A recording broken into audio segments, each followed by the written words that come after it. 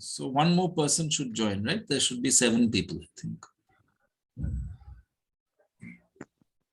Shushmita needs to join, right? Oh. Okay, so. Okay. All right. So we have shown that the covariant derivative of vector fields in Rn, it satisfies these 2 properties, the Leibniz rule for the inner product and symmetry of the covariant derivative. So the bracket can be expressed as a difference of covariant derivatives, nabla xy minus nabla yx. So any questions up to here? Any questions?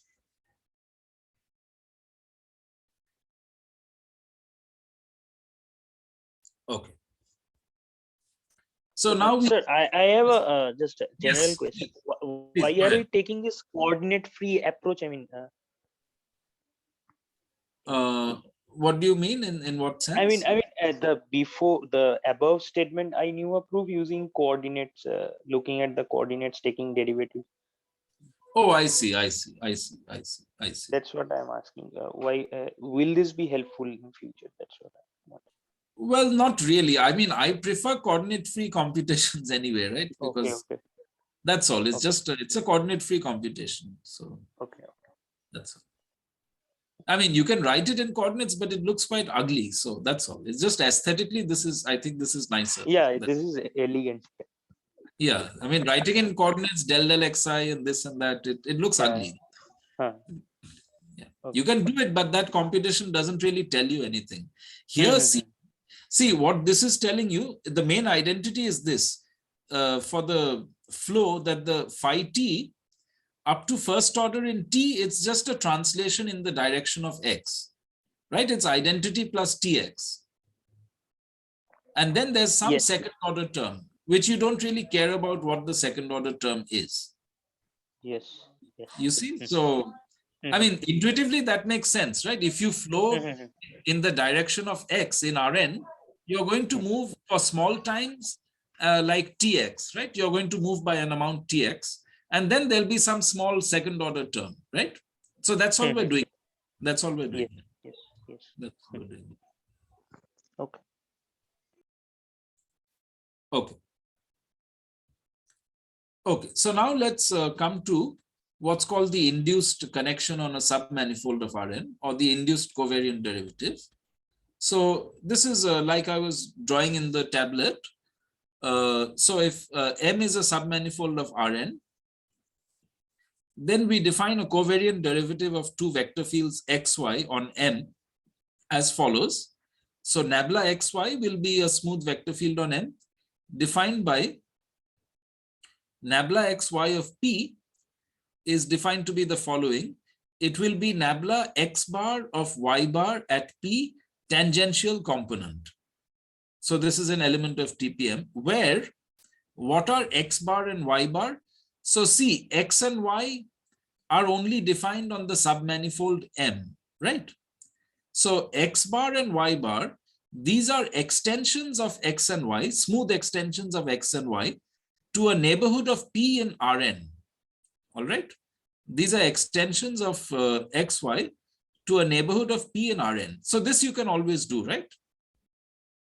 Because M is a submanifold of Rn. So in this picture where you have this submanifold, your vector fields are defined here on M. You extend them smoothly to vector fields x bar, y bar on this neighborhood U of P. Is this clear?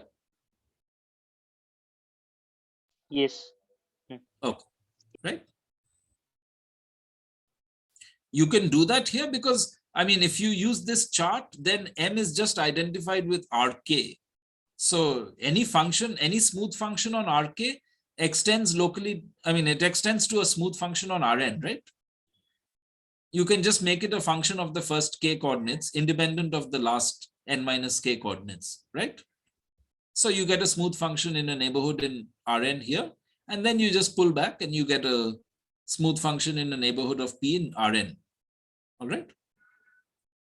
Okay, so we have these smooth extensions, and then we look at the covariant. So these are vector fields in Rn. So we can take their covariant derivative in Rn, right? This makes sense. This will give us a vector in Rn. Then we take its tangential component. Okay. So as before, we're writing TPRn as TPM direct sum TPM perp. Okay. And this VT and Vn denote the tangential and normal components. Okay. Now, the first thing to check is that this definition, this is independent of the choice of extensions X bar and Y bar. Okay. This is independent of the choice of extensions X bar and Y bar. So let's look at this covariant derivative in Rn first, nabla X bar Y bar. So this we know, this is the same as the derivative of Y bar along any curve in Rn whose initial value is P and whose derivative at time 0 is X bar of P, right? Which is the same as X of P, because X bar is an extension of X and P belongs to M. So X bar at P is equal to X of P. So I can write this as ddt at t equal to 0 of Y bar of gamma t for any such curve. Now, since X is a vector field on M, I have the integral curve of X, phi t of P. So I'm writing it as phi t. So this I can write as ddt at t equal to 0 of Y bar of phi t x of P, right? But now Y bar applied to phi t x of P, since X is tangent to the manifold M, phi t x of P, this integral curve lies in M. And so Y bar restricted to M is equal to Y. So this is the same as just ddt of Y of phi tx of P, right? And this clearly doesn't depend on X bar or Y bar. This only depends on Y and X. So this is well defined, independent of the choice of extensions X bar, Y bar. Is this clear? Yes, sir. Okay. So we have a well-defined covariant derivative of vector fields in the submanifold M of Rn. Now we want to show it satisfies the following properties. So first of all, as a function of the first variable X, so it's a function of two vector fields, which gives you a third vector field, right? That's what this covariant derivative is. So first we want to show that it's linear. It is linear in the first variable, in X. So for that, I take three vector fields, x1, x2, and y on M, and I take two scalars, alpha, beta, real numbers. Then I look at nabla sub alpha x1 plus beta x2 applied to y at P. So this, by definition, if x1 bar and x2 bar are extensions of x1 and x2, then alpha x1 bar plus beta x2 bar, this is an extension of alpha x1 plus beta x2. So this by definition will be nabla sub alpha x1 bar plus beta x2 bar of y bar, right? But this applied to y bar, this is the same as the derivative of y bar applied to the vector alpha x1 bar plus beta x2 bar. And the derivative of y bar, that's a linear map, right? From Rn to Rn. So this will be derivative of y bar applied to alpha times derivative of y bar applied to x1 bar plus beta times derivative of y bar applied to x2 bar. So this will become alpha times nabla x1 bar y bar at P plus beta nabla x2 bar y bar at P, which by definition is, and then I take the tangential component. So by definition, I'll get alpha nabla x1 y at P plus beta nabla x2 y at P. Okay, so this shows the linearity in the first variable. Now, how does it behave in the second variable? In fact, here, I didn't need alpha beta to be constants. They could have been functions also, right? Alpha beta could have been functions on Rn. The same computation works, right? So this is actually, I mean, they could have been functions on M. Alpha and beta could have been functions on M. So this is actually C infinity M linear in the first variable. In other words, if you think of chi M as a module over the ring of smooth functions, C infinity M, right? It's a module over the ring of smooth functions. Then as a module map, this is C infinity M linear in the first variable. All right. Is that clear? Yes. Yes. Okay. Now, what happens in the second variable? So here we will see that in the second variable, this covariant derivative, it satisfies a Leibniz rule. It satisfies a Leibniz rule. So let's take f to be a C infinity function on M, and x and y are smooth vector fields on M. So we can take their extensions to a neighborhood in Rn, say f bar, y bar. These are extensions of f and y. Then let's look at nabla x of fy of p, right? So this will be nabla sub xp of f bar y bar at p, the tangential component. So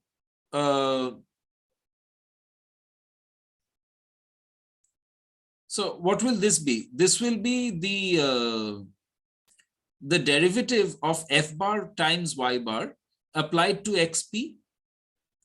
But what is the derivative of f bar times y bar? By the Leibniz rule for derivatives in Rn, that will be the derivative of f bar into y bar plus f bar into the derivative of y bar. And that we're applying to xp. So the first term, df bar applied to xp, will give me xp of f bar, and that into y bar at p. And the second term will give me f bar at p into nabla xp of y bar at p. And then I'm taking the tangential component. So by definition, this will give me, so y bar at p is just the same as y at p. And xp of f bar, because f bar is an extension of f, so f bar is equal to f on m, and xp is tangent to m. So this derivative xp f bar, this is the same as the derivative of f bar along the integral curve of x, which is lying in m. So this is the same as the derivative of f along the integral curve of x. So this first term is just xf at p, plus this y bar at p will be just y at p. So when I take the tangential component, I'll get y at p. And then this second term will give me, by definition, fp into nabla xy at p. Okay. So finally, what we get is that nabla x of fy is equal to xf into y plus f into nabla xy. In other words, we have a Leibniz rule with respect to the second variable.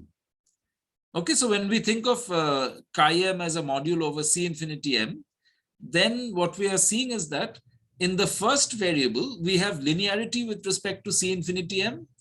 And in the second variable, we have a Leibniz rule with respect to C infinity m. Okay, is this clear?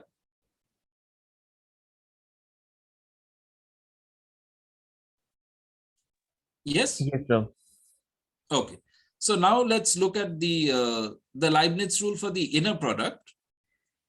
So now note that because M is a submanifold of Rn, there is a natural inner product on the tangent spaces of M.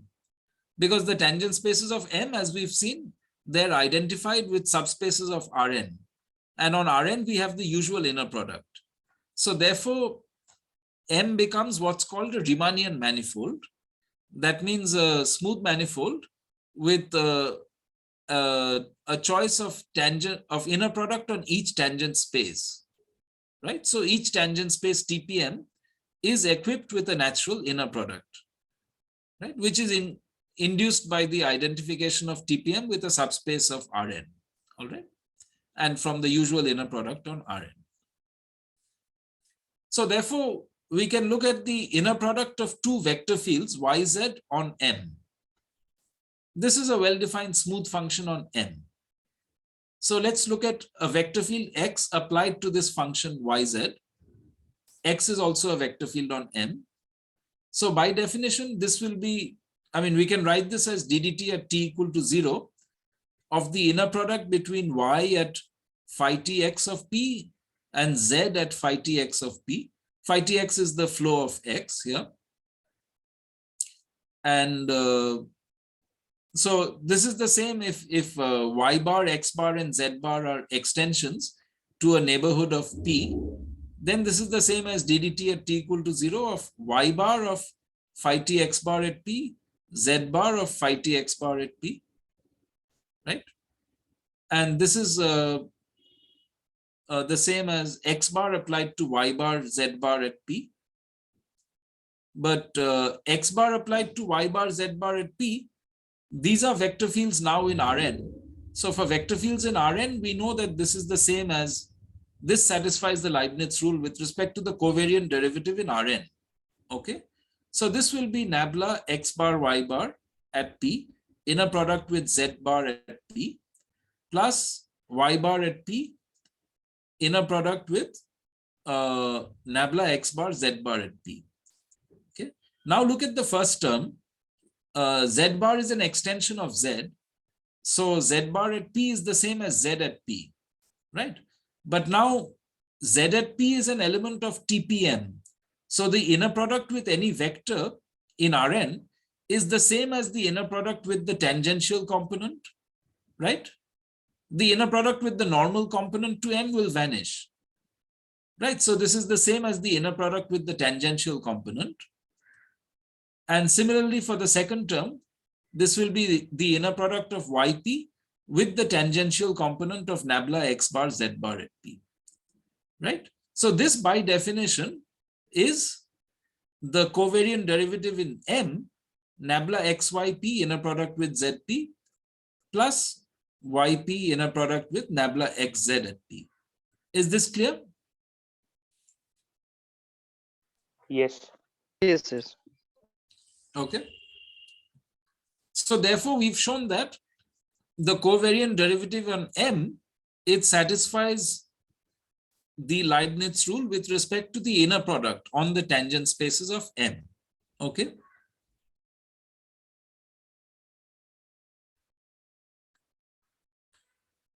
And finally, the last thing to check is the symmetry of the covariant derivative in M. Okay. So first note that if xy are vector fields on M, then if x bar is an extension of x to a neighborhood of p in Rn, then the flow of x bar is equal to the flow of x if we look at a neighborhood of p in M. Is that clear? Because the integral curves of x bar starting from points of M are the same as the integral curves of x, right? Starting from points of M. Because integral curves of x starting from points of M stay in M, right? So, so the integral curves of x bar starting from points in M will be the same as the integral curves of x starting from points at points of M, right? Is this clear?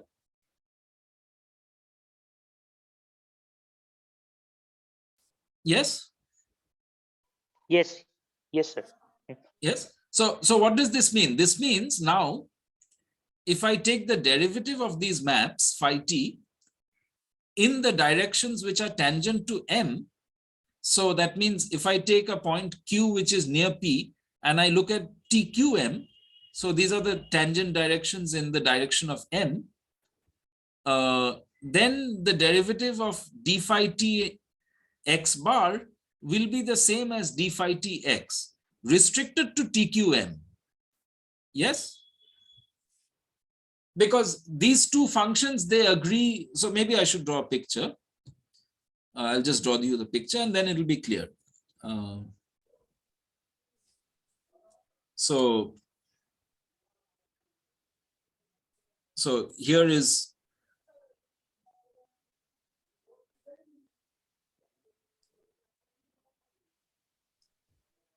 this is M, and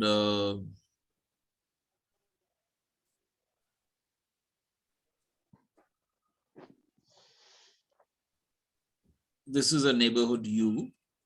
So this is a point P, and this is a point Q in M. And what we have is that phi t x bar is equal to phi t x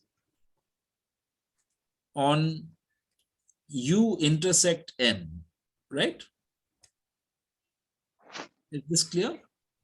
That implies that d phi t x bar restricted to TQM is equal to d phi t x. Okay. At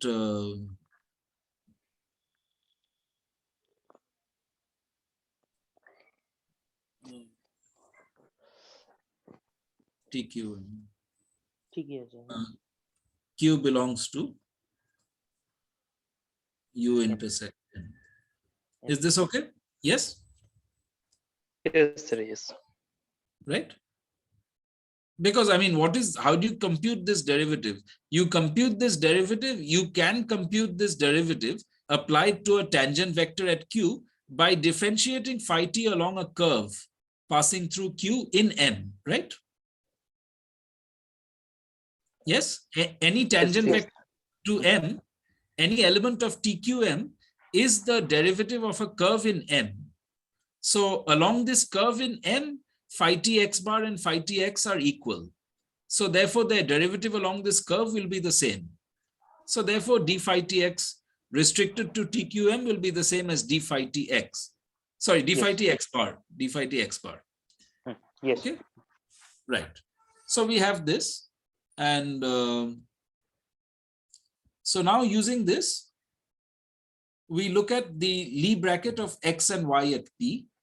So we write this as the Lie derivative, limit t tending to 0, d phi minus tx applied to y phi tx at P minus yp divided by t.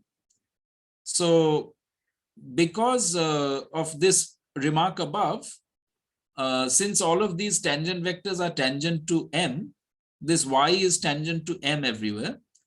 So therefore, this d phi minus tx will be the same as d phi minus tx bar, right? And this phi tx of P is the same as phi tx bar of P. And these all lie in M, so y here is equal to y bar here, right? So I can replace x and y here by x bar and y bar here, okay? So this is, right? And now this becomes the Lie derivative of x bar and y bar at P. So that is the same as the bracket of x bar and y bar at P. All right, so all we've proved is that the bracket of xy at P is the same as the bracket of any two extensions to Rn, x bar and y bar. All right. So now we use, now we look at nabla xy minus nabla yx.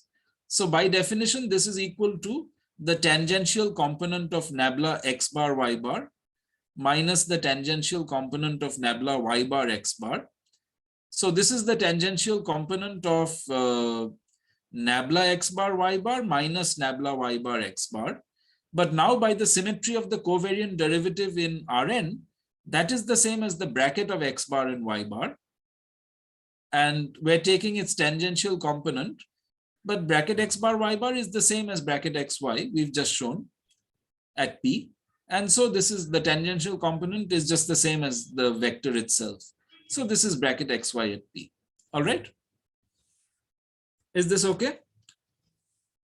Yes, sir, this is clear. All right. Okay, good. So what to summarize, let me just say now. Let me just write it down here. So if M subset of Rn is a submanifold,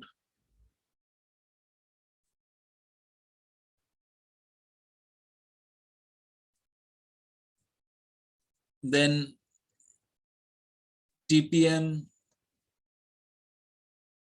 is identified with a subspace of TP Rn, which is identified with Rn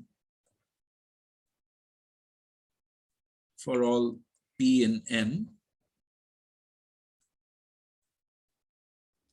And this implies that tangent spaces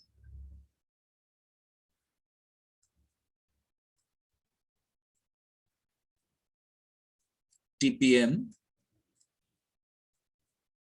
are inner product spaces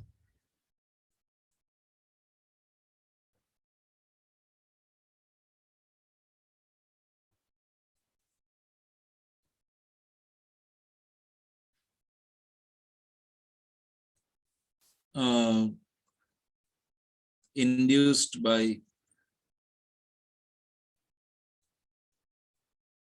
usual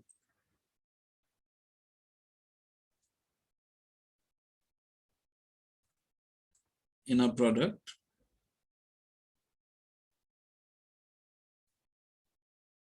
on Rn. Okay.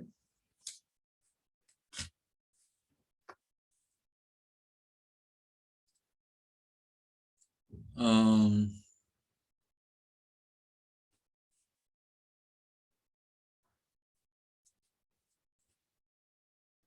so now we have the covariant derivative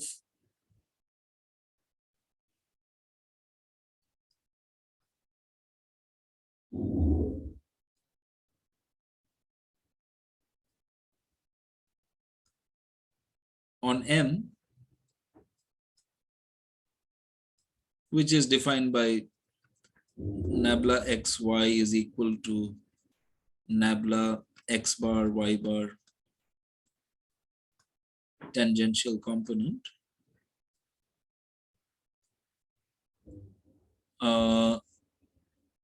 gives a map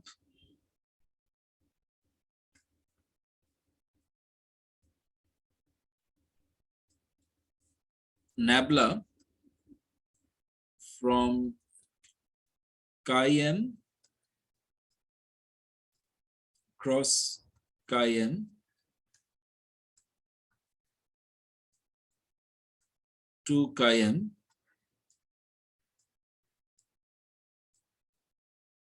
which is called a connection or affine connection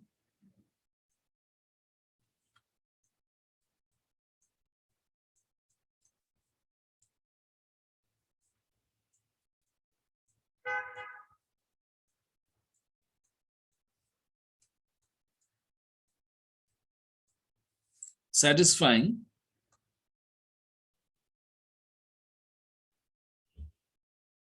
the following. So I mean, okay, maybe I should just say what the map is. Sorry. The map is just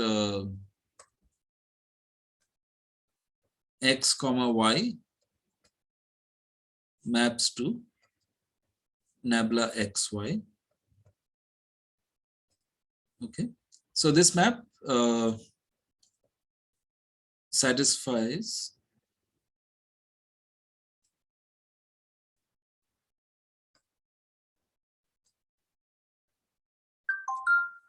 one, nabla is C infinity M linear in first variable.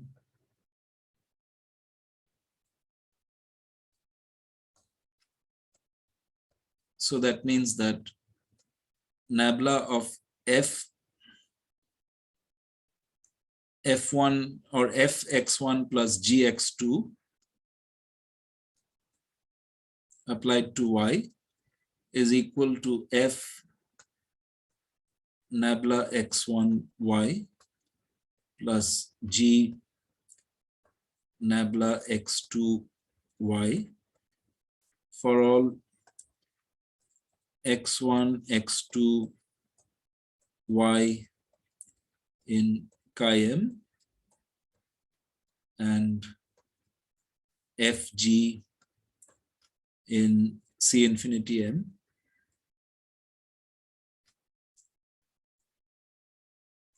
Okay. And 2 nabla satisfies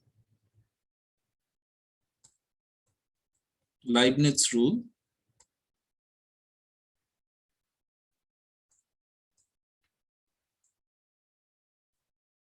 in second variable.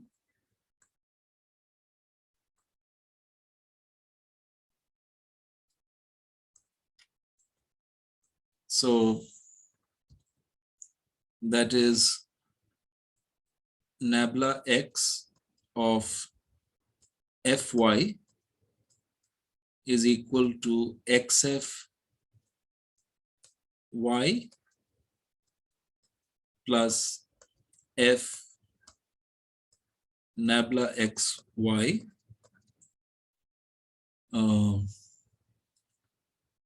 for all xy in chi-m, f in C infinity m. Okay. And then you have these other three properties. So let me call those by separate names. A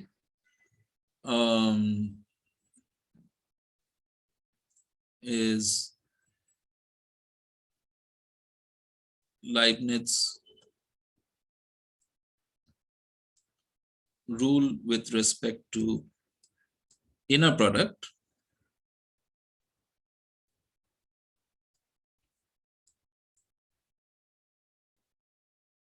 So this has a name. This is called metric compatibility.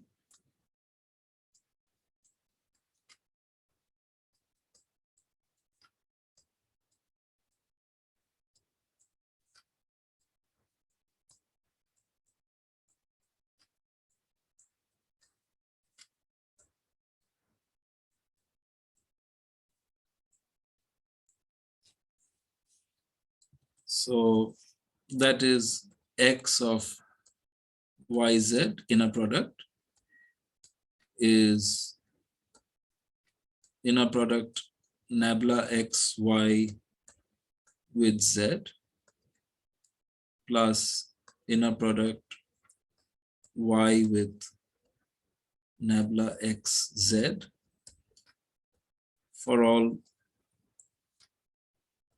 x, y, z in chi-m, and B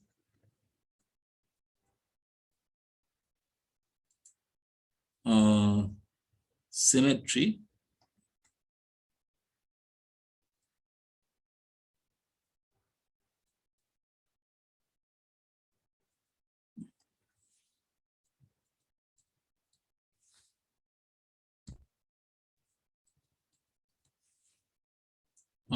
this is also sometimes called torsion free.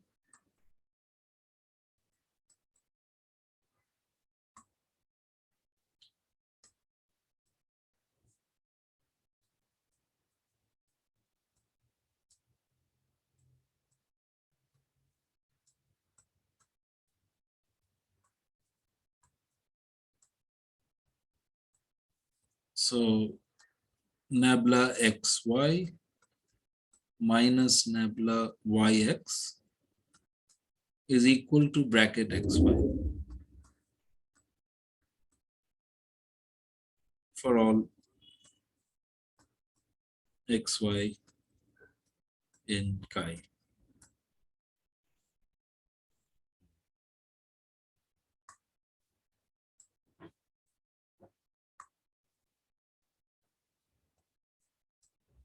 N. Okay, is this all right? So this is what we've proved today. Yes? Yes, sir. Yeah. Okay.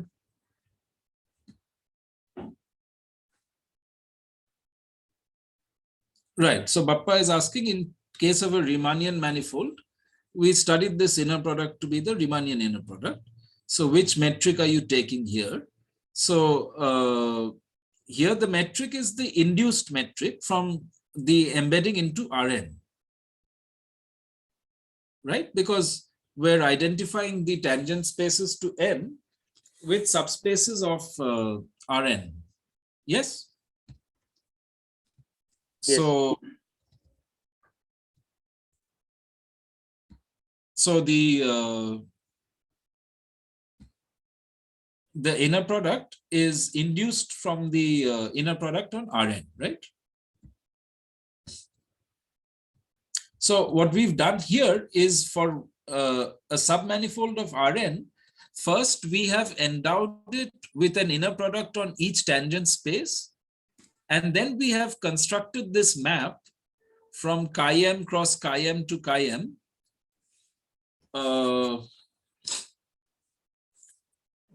called a connection or an affine connection, which satisfies these properties 1 and 2.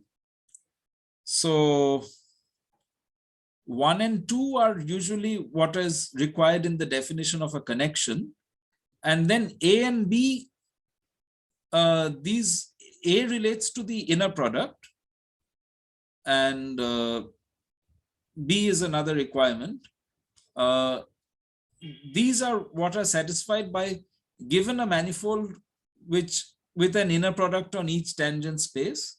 So such a manifold, as I said earlier, is called a Riemannian manifold. Then it turns out that there is a unique affine connection. So that means a map satisfying properties 1 and 2, which also satisfies properties A and B. So namely metric compatibility and symmetry or torsion free. All right. So this connection we will study. This is called the Levi-Civita connection. So on a Riemannian manifold. So this gives us, at least now for a submanifold in Rn, we have a nice way to differentiate vector fields with respect to other vector fields. What is nice about it is it behaves well with respect to the inner product. It behaves well with respect to the inner product. All right. So, I mean, the Lie derivative will not satisfy this. The Lie derivative will not satisfy this Leibniz rule with respect to the inner product, but this covariant derivative does. All right. So the covariant derivative that we've constructed is well adapted to the inner product. Okay. So if you allow me to just maybe join once more, I'll just wrap up in 5 minutes. Okay.